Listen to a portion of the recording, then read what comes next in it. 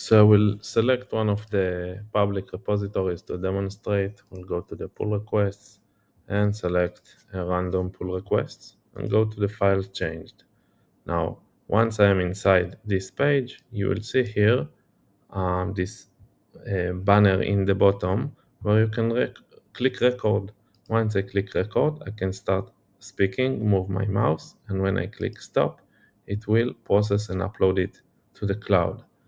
Once the recording has been saved, now there is a new bottom banner that can let me replay what I just recorded, and any person that will enter this URL, this PR, and have this Chrome extension will have it.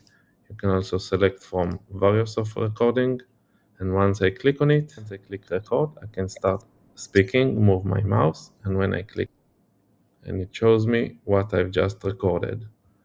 That's the extension. Enjoy.